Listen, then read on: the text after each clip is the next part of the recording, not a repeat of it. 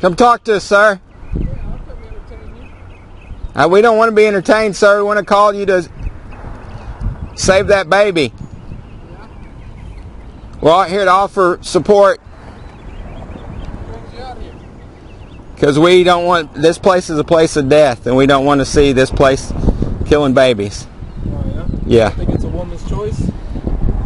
I think when it's actually her body, it's her choice, but there's a baby, there's another body, another person inside of her. But it's still her body. It's her choice. No, it's not her body. It's another human being. But it's in her body. It's her choice, is it not? No, it's murder, sir. We believe it's murder. A mother has a special obligation to her children. A mother of a born child doesn't have the freedom to be able to just abandon that child if that child solely depends on her. And so, because the child solely depends on the mother while it's in the womb, the mother has a special obligation to her child. Just like a single mother with a child that depends solely on her does. She can't just leave it in the middle of the street and walk away from it. She has to use her body to take care of her child because she has a special obligation. It should be her choice. So if it's done to her unwillfully, whatever the case may be, it should be her choice, right? It's still her child. It's still her child that she has obligations to. We believe in equal protection under the law, so we believe, if you're saying unwillingly, I don't know if you're meaning by rape or whatever, but we believe that you don't punish the child for the father's sins, but you punish that rapist. That child isn't even born yet. The child, but you are saying yourself it's a child. We know that it's a living child. But it's not even born yet. If she were to have a miscarriage, it would pass away. It would be tragic. Yeah. But it's still alive because you said it would pass away. So what about the mother's feelings? What if that mother can't take care of the baby? What if that mother can't give birth to a healthy baby, and they know that baby is going to come out miserable for the rest of his life, handicapped, paralyzed, mentally disabled, not able to live a life? Yeah. Well, I mean, should that not be a choice? We don't make that choice for a born disabled person in the middle of their life, right? So Right. say I know somebody who has brittle bone disease. You know what that is? Yes. And he's horribly deformed. And he's miserable because of it. But I don't have the right to say, well, because I know that the rest of your life from here on out is going to be miserable, that I'm just going to take your life. I'm going to save you the trouble. You know? Sure we do. Sure we do. We call those living wills, right?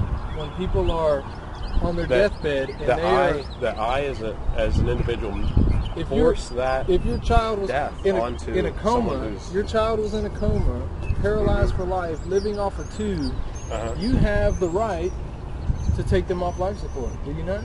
I mean, I don't think medically that's right? That's analogous. I don't think that's analogous.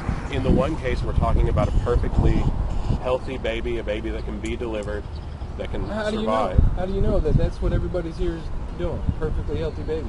You don't know that. Well, it should be the mother's choice. Should be the mother's choice, just because I'm ignorant about the state of the baby. That's right. I don't think that's the case. I don't think that's the case. It's not my decision because it could be a unhealthy baby that will never see a full potential life of anything. Yeah, I just don't think that's the case. I don't think that we need to make the choice for another person.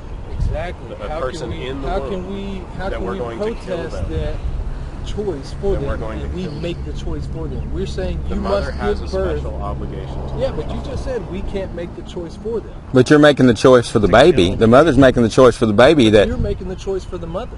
No, we're making the choice for the baby. For those who have no mother, a living person, you're saying you must have this baby.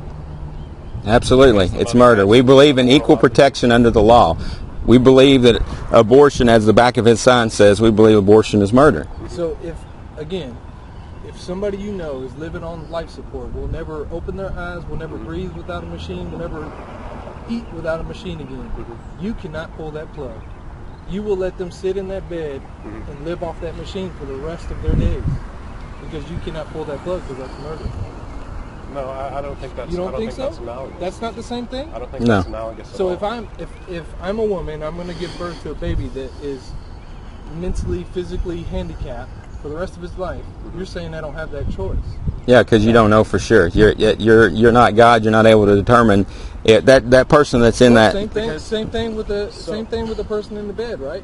You don't know that they can make a full recovery. In the one case, we have an individual in the womb who, if born, would be able to live. Right? That this life support is not indefinite. The life support on the mother. It has a certain defined term that we know will come to an end, and when that baby is born, it will survive on its own, right? In the other case, we don't know whether this person will even come out of the coma. That there is no end to this term, right? And on top of that, like I said, the woman has a special obligation to her child. She, as a mother, has responsibilities towards that child, and you can't just say that because a 1-month-old is deformed, a 1-month-old post-birth is deformed, is going to have a difficult life, that mother can just leave the baby in a trash can because it's going to have a difficult life and it's always going to rely on somebody else. We don't say that because we know that that's murder, that's wrong. And so I just don't admit that there's an analogy between the person on life support who's in a coma and the child in the womb. Why? One is born to this earth and one is not. So you're pulling the plug on one that is born to this earth. So and you're saying that it's not a woman's choice. You're saying that it's not a woman's choice to something that hasn't even been born to this world yet. You're going to kill somebody that has been born to this world. You're already admitting a disanalogy, that there is a break in the analogy, namely that one is post-birth and one is pre-birth, right? Why would you admit the disanalogy in the other points that I've pointed out? Well, let's talk about the disanalogy that you're referring to.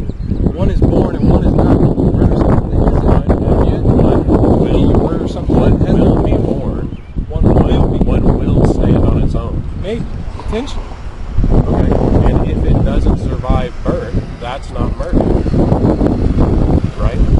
If it's brought to birth and it's not able to survive inside the womb, at least we haven't murdered it. At least the mother hasn't murdered it. In the other case, there is no end to this. That person will never be able to live. Are you a doctor to say that they will ever live again? Same scenario right here, right? Yeah, same we scenario. work with the best of our knowledge. So do we. So do they, women. The women have a special obligation. I got another question for you. How is it two grown men out here during a work day, Thursday, 10 o'clock, out here protesting a woman's choice? Yeah, I'm employed. Because again, that is a separate being, and that being has no voice. So we people in here are willfully taking the lives of human beings without their consent, apart from their will. And you're going to come over here and tell us we need to get a job. Which is the greater evil, that I'm not doing something else, or that these people are committing murder? Are they committing murder? They are What's definitely the definition committing of murder? murder. They are definitely committing murder.